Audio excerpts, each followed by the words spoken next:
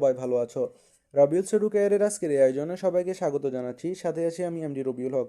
আজকে আমি তোমাদের গণিত বিষয়ের এমসিকিউ নিয়ে আলোচনা করব। তো এই বিষয়ের দ্বিতীয় পর্বের লিংক আমি এই ভিডিওর কমেন্ট সেকশন অথবা ডেসক্রিপশন বক্স অথবা তোমাদের প্লে লিস্টে দিয়ে দেওয়া হবে ইনশাল্লাহ। এখন আমি এমসিকিউগুলো আলোচনা করব। তার আগে বলে রাখি, নতুন নতুন এই ধরনের ভিডিও পেতে আমাদের চ্যানেলে সাবস্ক্রাইব করে বেল আইকনটি বাজিয়ে দিও। আর যারা ইতিমধ্যে সাবস্ক্রাইব করেছো তোমাদের অসংখ্য ধন্যবাদ। তো চলে আসে আমাদের মূল আলোচনা। তো 1 নম্বর প্রশ্নটি হচ্ছে 0.49 এর বর্গমূল নিচের কোনটি? এটির উত্তর হচ্ছে গ 0.7।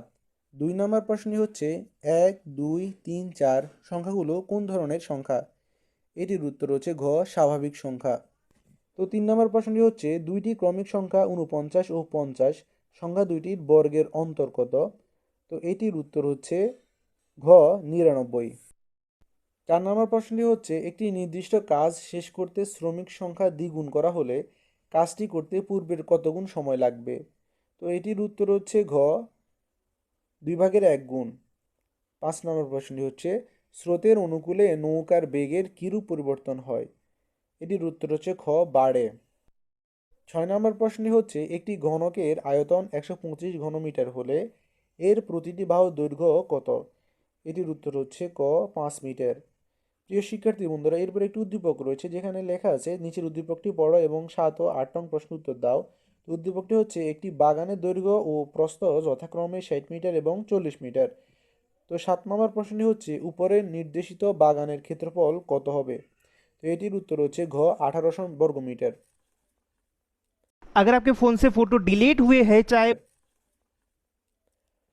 এরপরে 8 নম্বর প্রশ্নটি হচ্ছে উক্ত বাগানের দৈর্ঘ্য 10 মিটার কম হলে প্রাপ্ত বাগানের ক্ষেত্রফল কত হবে? তো এটির উত্তর হচ্ছে ঘ 2000 বর্গমিটার।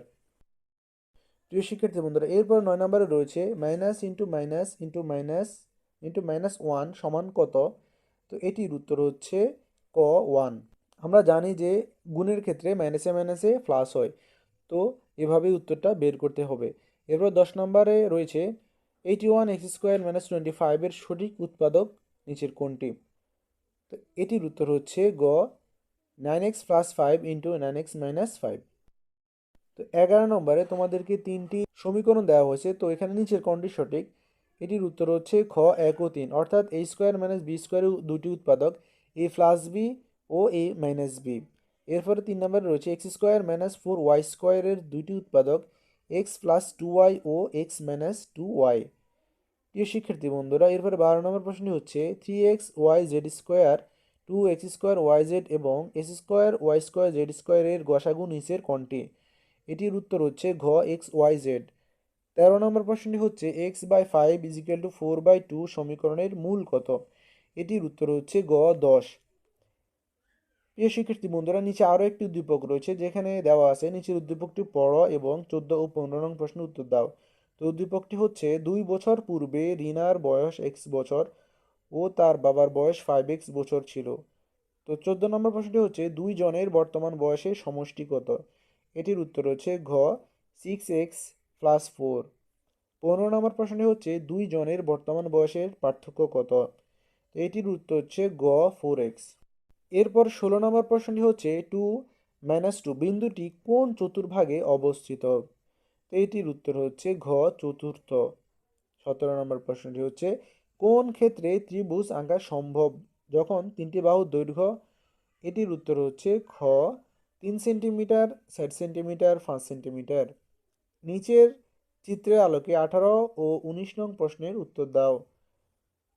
তো প্রিয় শিক্ষার্থী বন্ধুরা, এখানে একটি ত্রিভুজের চিত্র রয়েছে। তো 18 নম্বর প্রশ্নটি হচ্ছে সি বিন্দুতে বি এ রেখার সমান্তরাল রেখা আঁকতে হলে কোন কোণের সমান কোণ আঁকতে হবে?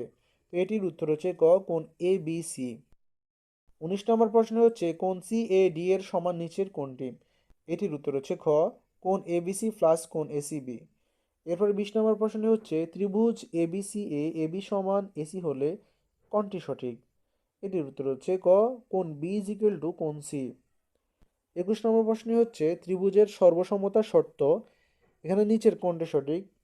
তো এখানে উত্তর হচ্ছে ঘ 1 2 3, অর্থাৎ দুই বাহু ও এদের অন্তর্ভুক্ত কোণ সমান, তিন বাহু সমান, এরপরে দুই কোণ ও এদের সংলগ্ন বাহু সমান।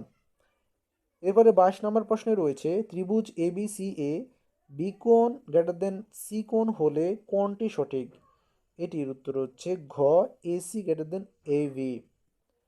প্রিয় শিক্ষার্থী বন্ধুরা, এরপর রয়েছে 23 নম্বর প্রশ্ন, যেখানে রয়েছে ত্রিভুজ ABCA কোণ A is equal to 70 degree অর্থাৎ 70 ডিগ্রি, তারপর কোণ B is equal to 20 degree হলে ত্রিভুজটি কী ধরনের? তো এটির উত্তর হচ্ছে ক সমকোণী। 24 নম্বর প্রশ্নে হচ্ছে দুইটি ত্রিভুজ সদৃশ হওয়ার শর্ত কয়টি? এটির উত্তর হচ্ছে গ 4টি। এরপরে 25 নম্বর প্রশ্ন হচ্ছে কোন উপাত্তের নির্ভরযোগ্যতা অনেক বেশি? এটির উত্তর হচ্ছে গ প্রাথমিক উপাত্ত।